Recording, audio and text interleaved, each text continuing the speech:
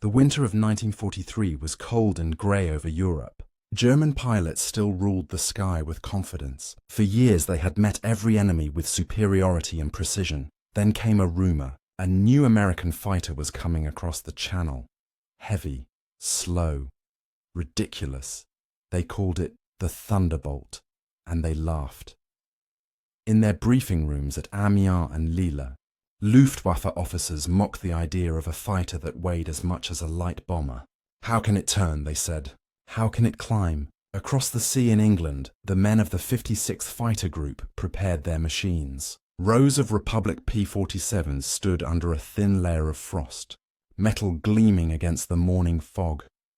The mechanics called it simply the Jug, a brute of steel and rivets, powered by a Pratt & Whitney R2800 engine that could shake the ground like thunder. Captain Hub Zemke walked the line of aircraft, gloved hands touching each cowling as if he were greeting old friends. He knew this plane would change the air war, not by speed, but by endurance. The briefing was simple. Escort the bombers to Rouen. Altitude, 25,000 feet. Stay with the formation no matter what. As the sun broke through the clouds, engines roared to life in a staggered chorus. Propellers blurred, mud and frost spun into the air. The Jugs took off in pairs, their shadow lines stretching across the runway. Over the channel, German radar picked them up. A new signal, slow but dense, hard to interpret. Controllers ordered fighters into the air. The Luftwaffe would see this new machine for the first time. At 25,000 feet, thin white contrails stitched across the blue. German pilots dived from the sun, confident as ever. But the Thunderbolts did not scatter. They held formation and waited. When the enemy closed within range, the Jugs opened fire. 8 Browning .50 caliber guns erupted in unison. Tracers cut across the sky like welding sparks. One Messerschmitt rolled to escape, but its left wing tore away under the storm of lead. The pilot bailed out too late.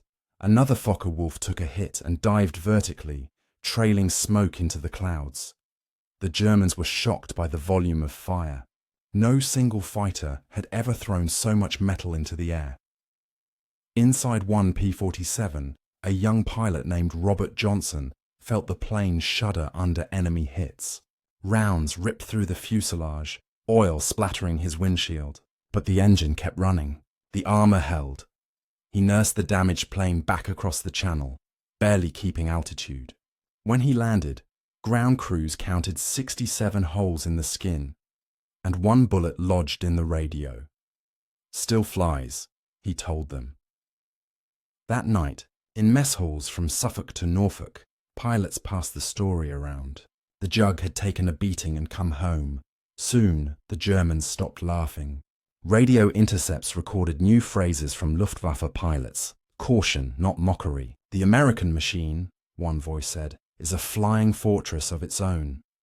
In the weeks that followed, the P-47s learned their style of fighting. They stopped trying to turn with the enemy. They used their weight and speed in dives, crashing down like hammers from the stratosphere. German pilots who tried to follow often snapped their wings or oversped their engines. By mid-1943, the air above northern France was filled with a new sound, a deep, rolling rumble of radials that no one could mistake. At night, mechanics patched holes with sheet metal and cigarette butts dangling from their lips. Pilots slept beside their planes on the concrete, trusting the Jug to rise again in the morning. The Luftwaffe had met its first enemy that refused to die, and the Americans had found their airborne shield. At the end of that summer, Zemke stood on the flight line as his men returned from another mission. Smoke trailed behind several planes, but every one of them landed. The sound of those engines fading into silence was like a heartbeat slowing after a fight. In the distance, a radio operator whispered into his headset, "Sir, Luftwaffe traffic reports say they won't engage the heavy fighters below cloud level anymore." Zemke nodded. The Jug had earned its fear. From that day, the Thunderbolt was no longer a punchline. It was a symbol of durability, discipline, and the unshakable resolve of the pilots who flew it. The war would get harder. The missions would go deeper into Germany. But the Thunderbolt had proved one truth that would echo through the air war. Sometimes the heaviest fighter wins because it simply refuses to fall. The morning mist lifted over the French coast as the bombers came in waves. Dozens of B-17s and B-24s, heavy with payloads bound for Lille and Amiens, droned above the clouds. Below them flew the Guardians, the Thunderbolts. By now, the Germans no longer underestimated the Jug. But they had orders. Stop the bombers at any cost. Fighter wings from JG-2 and JG-26 scrambled from their fields near Abbeville. The sky over northern France turned alive with vapor trails. At 25,000 feet, it looked like white veins stretched across the blue. The battle for Europe's air was beginning to change shape. A formation of P-47s spotted enemy flashes at 2 o'clock high. The lead pilot, Major Dave Schilling, tightened formation and ordered a climb. The Jugs rose steadily, not with grace but with raw strength. 2 Fokker Wolves dived through the bomber stream. Schilling broke right, rolled over, and came down like a falling anvil. The Thunderbolt's heavy frame screamed in the dive, but it did not break. At 500 miles per hour, the 8 Brownings thundered again. Tracers met the enemy head-on. The first FW-190 exploded in a burst of orange fire, fragments spinning like autumn leaves. The second was shredded. Its pilot bailed out, parachute barely opening before the clouds swallowed him. For the first time, German ground observers reported an American fighter capable of striking from high altitude and escaping unscathed. The new type attacks like a meteor, one report said. Inside his cockpit, Schilling could feel the G-forces crush his chest as he pulled out of the dive. The altimeter spun wildly, from 25,000 down to 8 in less than 30 seconds. He leveled out, heart pounding, as the radio came alive with frantic calls. Blue 2, I'm hit. Stay level, you're smoking but clear of flak. Copy, heading west. Over the channel, the battle trailed into vapor. The British radar posts picked up hundreds of blips returning. Not all friendly. Of the 32 Thunderbolts that took off that morning, 29 returned. 3 were missing.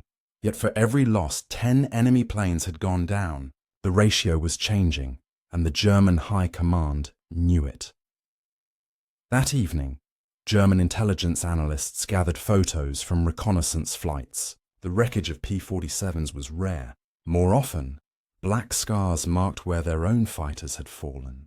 They began requesting better altitude performance and heavier armament, a quiet admission that their advantage was slipping.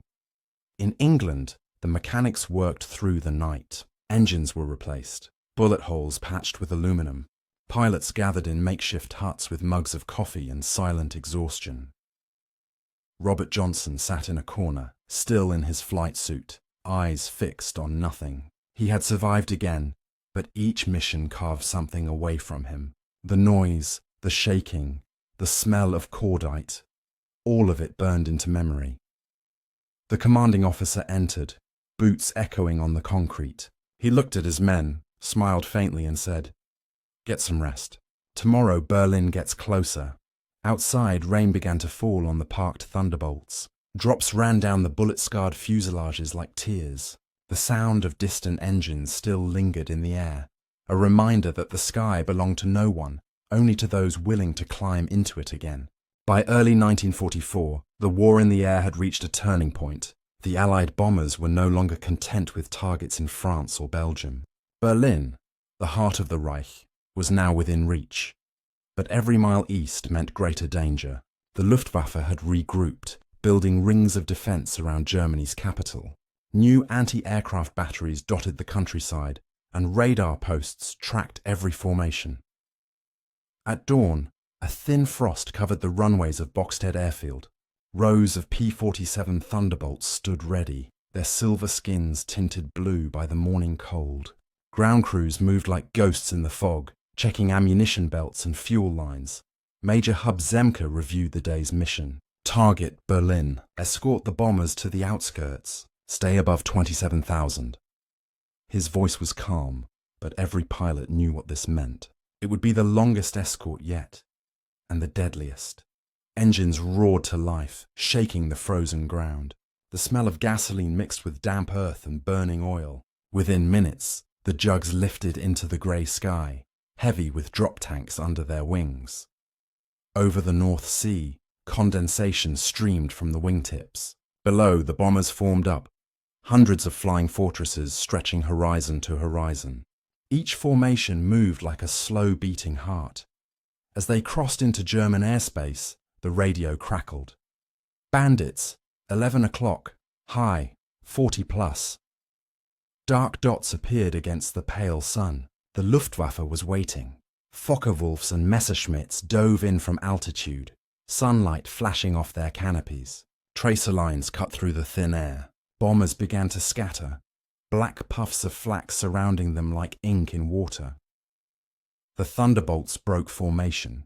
Their job was no longer escort. It was survival.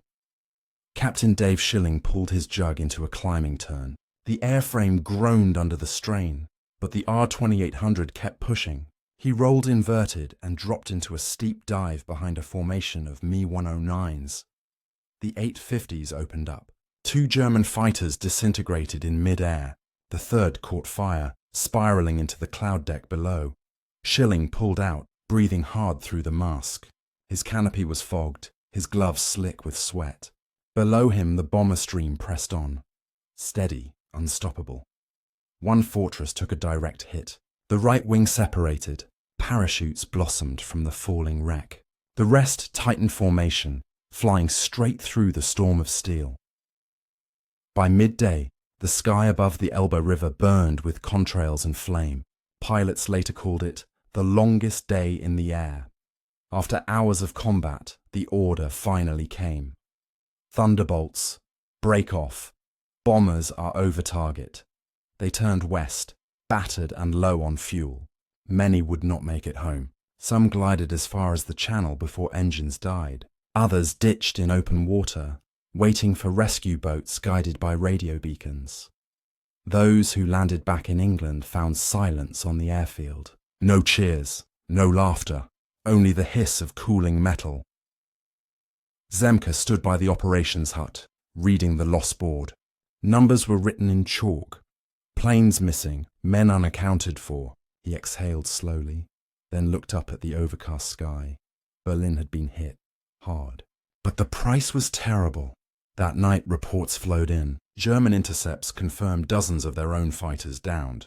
Their pilot pools were thinning. Fuel shortages grew severe. The P-47 had done its job. It had opened the door to the heart of Germany. And though the cost was measured in names and not numbers, the balance of the air war had begun to tilt for good. Spring of 1944 brought clearer skies and a new mission. The Thunderbolt, once mocked for its weight, was now the Allies' most feared hammer. It no longer flew just as an escort. It hunted. By April, the Luftwaffe was bleeding. Fuel was scarce. New pilots were young and untested.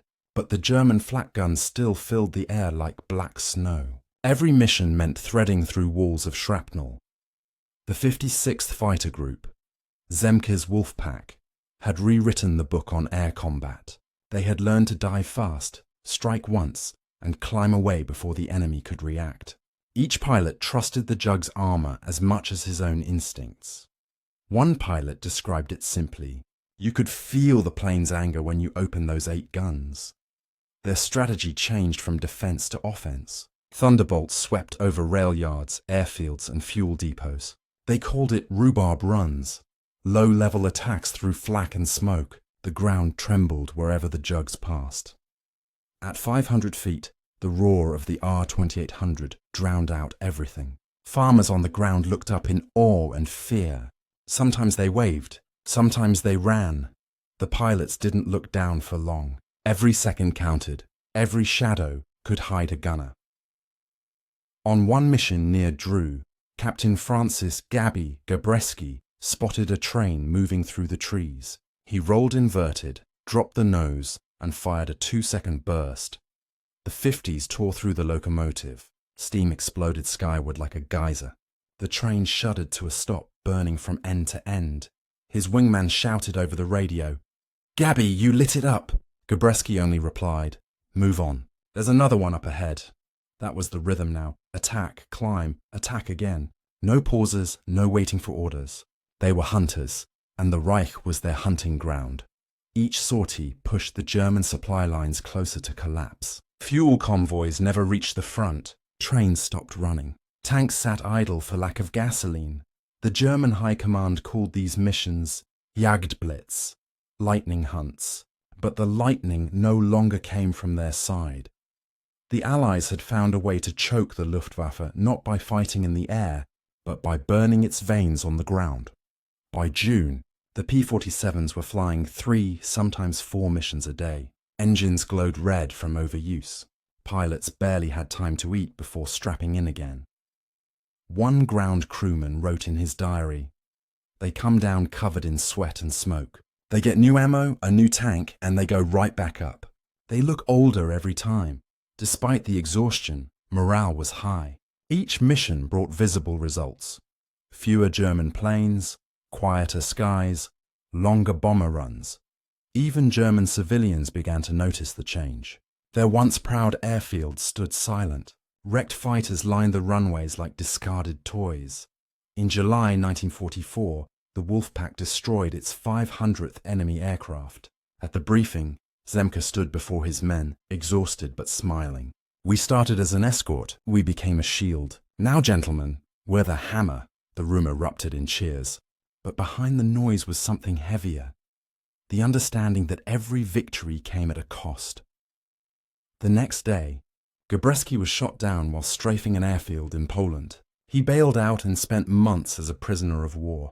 His friends marked his name on the wall of the ready room and left it there. Even in captivity, Gabreski's legend spread. The Germans respected him, not because he killed, but because he never hesitated to fly lower, fight harder, and push the jug beyond its limits. That summer, the skies of Europe belonged to the Thunderbolt. It was not the fastest plane, nor the prettiest, but it was relentless. The sound of those 8 guns had become the pulse of Allied victory. Steady, merciless, and inevitable. By late summer 1944, the weather began to turn. The skies that once carried victory now carried storms. Thunderclouds rolled across Europe like smoke from 1,000 battles. The Thunderbolt pilots flew through it all. Rain, hail, crosswinds. None of it stopped the missions. Because beyond those clouds lay the front lines. And beyond the front lines, Germany itself. From new bases in Normandy and Belgium, the jugs flew deeper than ever before. The Allied advance after D-Day opened vast new airfields carved out of French farmland. Tents flapped in the wind beside mud-slick runways. Engines roared day and night, their echo blending with distant artillery. The men were changing too. Their faces were older now, lined with exhaustion. Their flight jackets were oil-stained, their eyes red from sleepless nights. Every sortie blurred into the next. Rail yards, truck convoys, retreating columns, the Thunderbolt struck them all. Each target destroyed meant one less obstacle for the soldiers pushing east. But the weather was their new enemy. Fog blanketed entire regions. Crosswinds tore at wings during takeoff. Many planes never made it home, not because of bullets, but because the sky itself turned against them. On September 9th, a mission over Aachen met the worst storm of the season. Sheets of rain hammered the cockpits. Visibility dropped to nothing. Captain Charles Peterson tried to keep his formation together, but within minutes, radios filled with static and thunder drowned out every voice. One by one, the jugs vanished into the grey. Peterson climbed above the storm, emerging into a cold, empty sky. Below him, flashes of lightning illuminated the chaos. Bombers scattered, contrails twisting apart. He circled for an hour, searching for any sign of his men. There was none. He made it back alone. Half his squadron was missing. That night, the rain still fell over the airfield. No one spoke as they crossed off names on the blackboard. The next morning, new pilots arrived, fresh, untested, unaware of what the clouds could hide. Still, the missions continued. By autumn, the weather grew colder, the winds sharper, fuel froze in lines, engines coughed before sunrise. But every takeoff meant one step closer to Berlin. In November, during the push toward the Rhine, the P-47s flew 600 sorties in a single day, a record that stunned even Allied command. They hit everything that moved: trains, depots, tanks, bridges. German resistance was fierce but desperate. Their fighters appeared less often, their movements fragmented. Pilots who once boasted of 1,000 hours now flew barely one mission before being shot down. The Luftwaffe was crumbling, and yet the sky was more dangerous than ever. The Thunderbolt's armor saved countless men, but its strength came with a price. It was unforgiving in bad weather. Many pilots said they learned to fly not by instruments, but by instinct and luck. In one mission near the Ardennes, Lieutenant Jack Millard recalled, "The clouds were so thick I could see lightning flash between the wings. I couldn't tell where the sky ended and the ground began. When I broke through, I was 20 feet above a forest. I don't know how I lived." That was the reality of war in the air, not just the enemy, but the elements themselves. Each time the Jugs returned home, covered in mud and ice, the ground crews saluted them like survivors of another world. The mechanics patched bullet holes and wiped frost from the canopies, never knowing which plane would fail to return next. Still, the Thunderbolts flew. Through the storm, through the cold, through exhaustion and grief. They flew because that was their duty, to keep the pressure on until the enemy had nowhere left to run. And far to the east, beyond the clouds, Berlin still waited. December 1944. Europe froze under an iron sky. Snow blanketed the Ardennes, and the wind carried the sound of distant artillery. For the pilots of the P-47 Thunderbolt, winter was now their fiercest enemy. Engines coughed at startup. Oil thickened in the cold. Frost crept across the canopies before takeoff, sealing them like glass tombs. Then the radio crackled with a new message. The Germans have broken through. The Ardennes front is collapsing. The Battle of the Bulge had begun. The Thunderbolts were ordered south to hold the line. Their mission was brutal: attack everything that moved behind enemy lines. Trucks, tanks, fuel depots, nothing could be allowed to reach the front. Visibility was near zero. The Jugs flew through blizzards guided only by instinct and static-filled radio calls. Captain Robert Johnson's replacement squadron leader wrote later, "The sky was a wall of white. You could fly a mile from your wingman and never see him again." On December 23rd, the clouds finally broke. Sunlight poured over the Ardennes and the Thunderbolts launched in waves. Below them, the forest burned. Columns of German armor snaked through the snow-covered valleys. Tiger tanks rolled forward, engines growling like beasts in hibernation. Then the Jugs descended. Their 850s opened up, cutting through the white silence with thunder. Snow erupted in black fountains as shells struck columns and trucks. Smoke rose in twisting pillars visible from 30 miles away.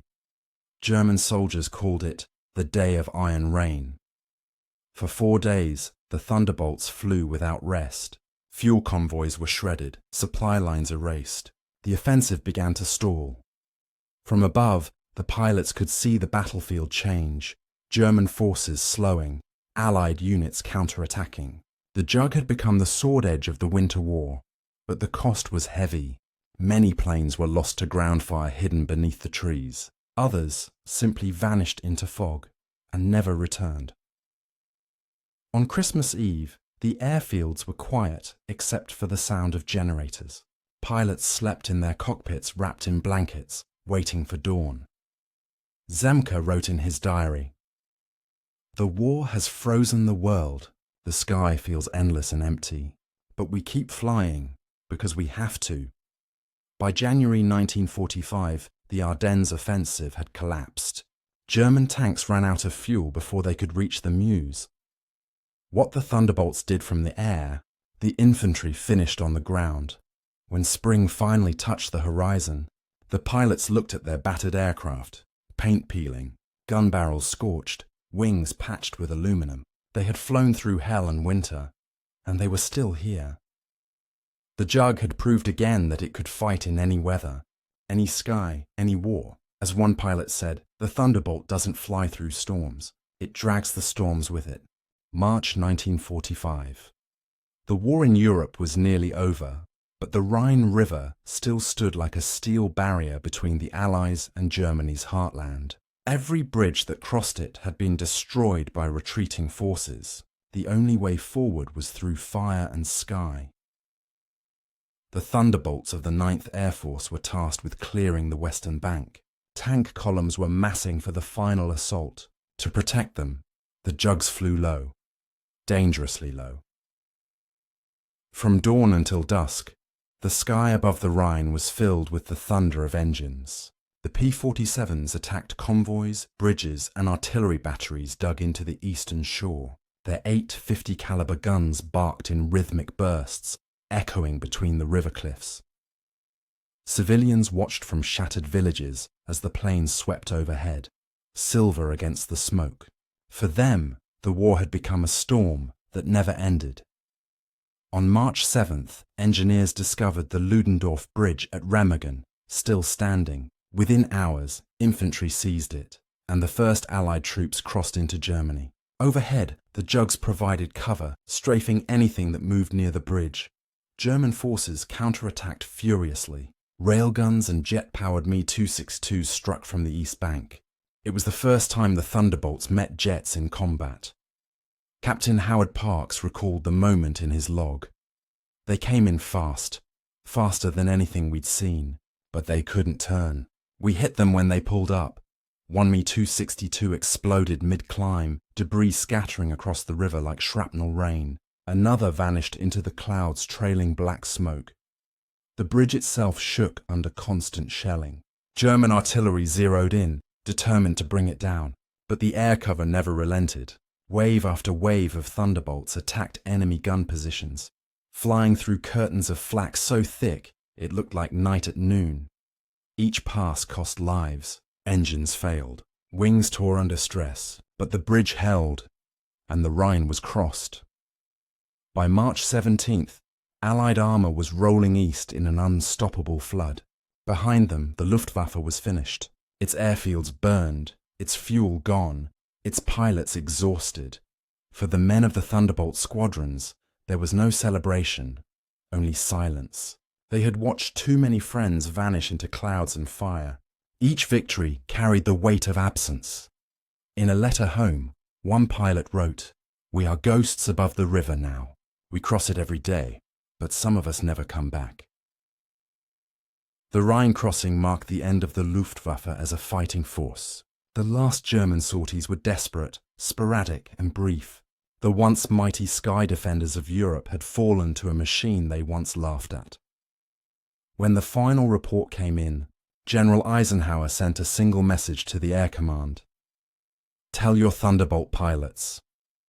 They have broken the spine of the enemy." As dusk fell over the Rhine, the river reflected flames from the burning shore. The pilots returned home one last time, engines sputtering, bullet holes gleaming in the fading light. In the distance, thunder rolled again, but this time it came only from the weather, not from war. April 1945. The war in Europe was burning out, but it had not ended. Berlin was still standing, scarred, broken, but alive. Every mile between the Rhine and the capital was soaked in resistance. For the men of the P-47 Thunderbolt, this was the last chapter. Their orders were simple: destroy everything that could still fight. Airfields, trains, trucks, bridges. The sky became a moving front. Each sortie felt less like a mission and more like a reckoning. The Thunderbolts now flew from captured airstrips inside Germany itself. Old Luftwaffe hangars became Allied shelters. Burnt Messerschmitts lined the fields like twisted monuments. The Luftwaffe was dying, but not gone. Every few days, a handful of desperate fighters rose to meet them. Young boys, some barely trained, flying on fumes. They came in fast, reckless, diving head-on into the formations. The jugs responded with controlled precision. Bursts of fire, a flash of flame, and silence again. Major Zemke watched from his cockpit as one German fighter spiraled into a forest below. He didn't cheer. He just whispered, "It's almost over."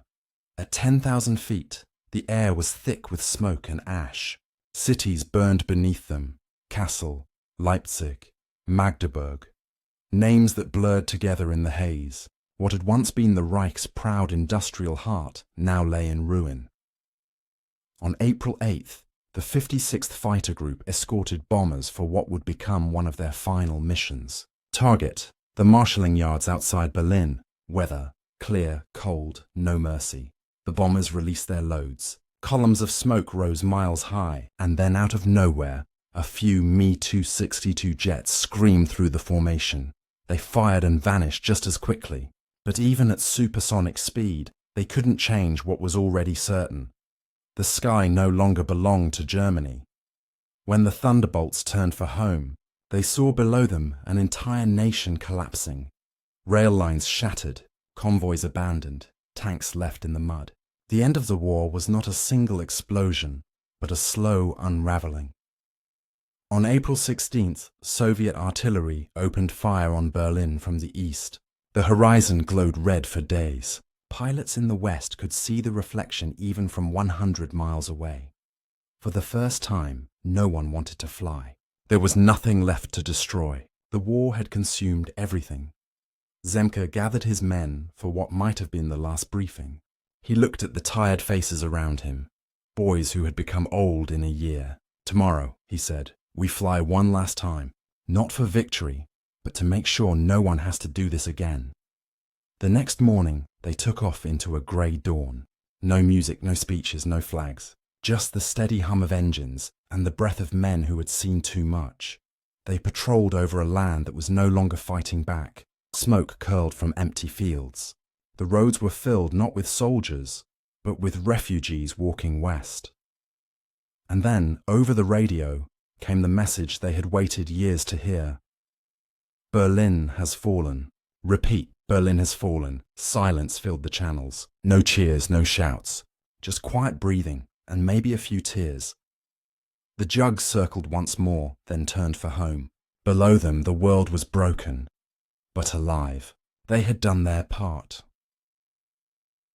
As the Thunderbolts descended through the clouds, the sun broke through, glinting off the wings like polished silver. It was over. For the men who had lived in the sky, peace felt unreal, like a sound missing from the air. But history would remember them, not as killers, not as heroes, but as the storm that refused to stop until the sky itself was free. Section 9, After the Silence, May 1945. The guns were quiet. The skies, once filled with contrails and thunder, now lay still and pale. The war in Europe was over. For the first time in 6 years, silence had weight. The Thunderbolts sat lined up along grass airfields, engines cold, wings streaked with soot and oil. The same machines that had carried men through storms and fire now rested like tired beasts. Pilots walked among them, unsure what to do with their hands or with the quiet.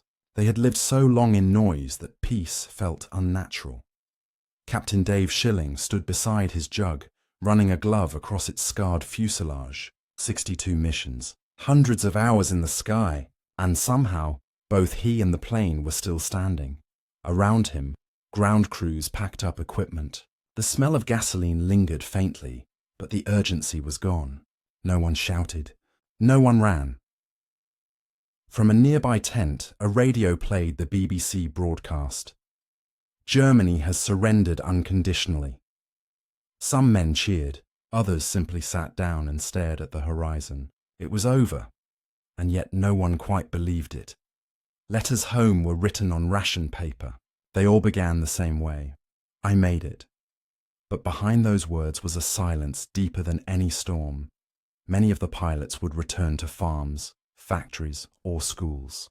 Some would never speak about what they saw. Others would wake at night to the sound of engines that no longer existed. The war had ended, but its echo remained. In the tremor of a hand, in the sudden flinch at thunder, in the faces of those missing from the ready room. The Thunderbolt, too, would soon disappear. Newer, sleeker jets were already on the horizon. The age of propellers was ending. Yet in every museum, every faded photograph, The Jug still carried the same look. A machine built not for beauty, but for survival. Historians would later call it the workhorse of victory. Engineers called it indestructible, but the men who flew it had a different name: home. Because when everything around them was chaos, the Jug had always brought them back. In August, the last P-47 squadrons returned to the United States. Some were scrapped. Some were shipped to allies in Europe and the Pacific. A few, kept in pristine condition, would fly one final time, over parades, over empty skies, over memories that refused to fade. At one ceremony in Suffolk, the chaplain ended his speech with words that stayed with them forever. The war is over, but courage, like flight, does not end when the engines stop. As the pilots saluted, sunlight glinted off the polished metal of their planes. For a moment, it looked like the sky itself was saluting back. And when they climbed into their Jugs one last time, they didn't fly for war. They flew for remembrance. The roar of the R-2800 echoed across the fields once more, then faded into the calm of peace. For the men who had carried thunder through the clouds, silence had finally come, and it was beautiful. When the war ended, the world exhaled. But for the pilots of the P-47 Thunderbolt, the echoes never faded. They had seen the sky at its worst and survived it. They had lived through the thunder, the fire, and the silence that followed. The Jug was more than an aircraft. It was a symbol of endurance, of persistence, of the kind of strength that never makes the headlines but wins the war. In the months after victory, the Thunderbolts were gathered at depots across Europe. Some were crated for shipment home, others were left behind, wings clipped, engines drained of oil. The war machines had no more wars to fight, yet in places like Boxted, Ramrod and Saint-Dizier, you could still hear the hum of old engines turning one last time, pilots flying farewell passes over the fields where they had once fought for survival. The world moved on. New jet fighters, sleek, metallic, faster than sound, began to fill the runways. The Thunderbolt was retired from frontline service, but not from memory. It found new purpose in other skies, as a trainer, as a photo reconnaissance plane, and later, as a guardian in nations rebuilding from the ashes. In France, they called it Le Tonnerre d'Acier, the thunder of steel. In Brazil, it became a national icon, flying until the 1960s. And in the United States, veterans still spoke of it with reverence, as if the Jug had a soul. Museums began to collect them. Restorers polished their wings until they gleamed again. At air shows, the roar of the R-2800 engine drew crowds who had never known war, but could still feel its memory in their bones. One historian wrote, "The Thunderbolt was the last fighter built for men who fought by feel. Machines without computers. Wars without safety nets." Decades later, when pilots of a new generation climbed into cockpits of glass and circuits, they still admired the old Jug. They said it looked like it could take a bullet and keep flying. And they were right. The legacy of the Thunderbolt was not speed or elegance. It was survival. It was the will to return home, no matter the odds. In the annals of history, its name would stand beside legends, the Spitfire, the Mustang, the Zero. But the Jug had something none of them did. A myth born not from beauty, but from brute defiance.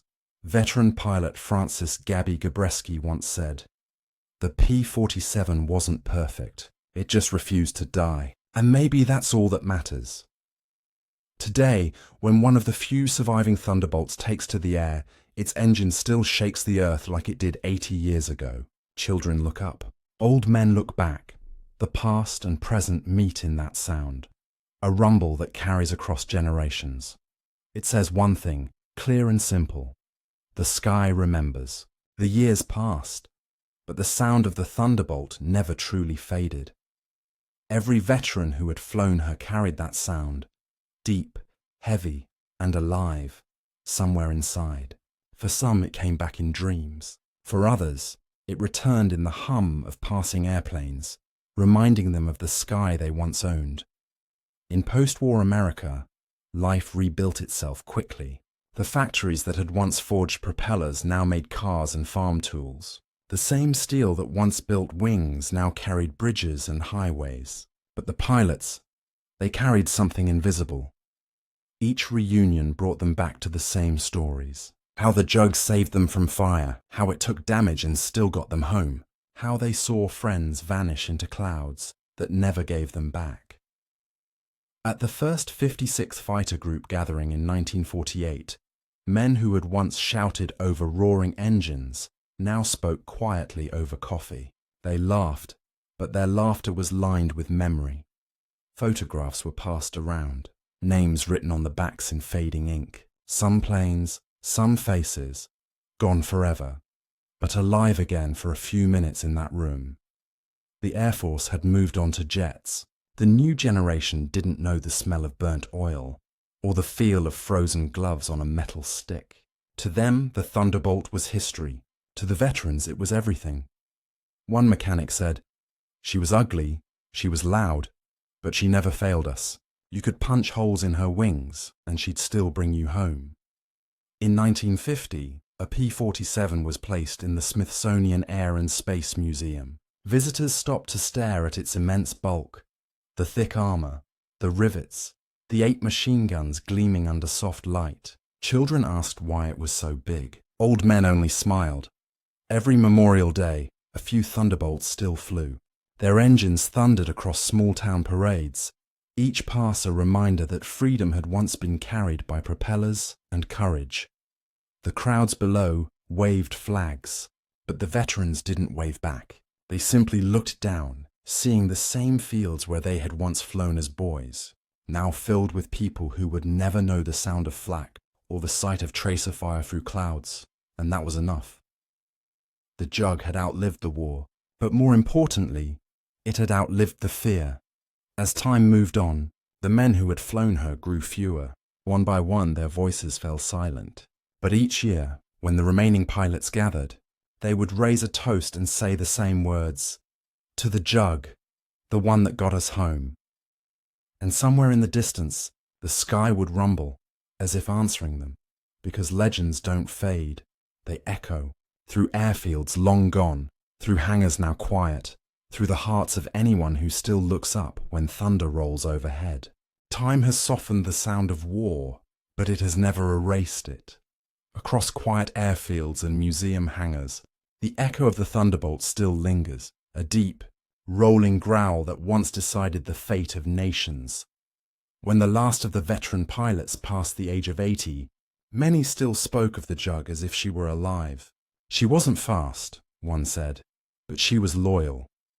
In towns across America, small memorials stand, bronze plaques, propeller blades, faded photographs.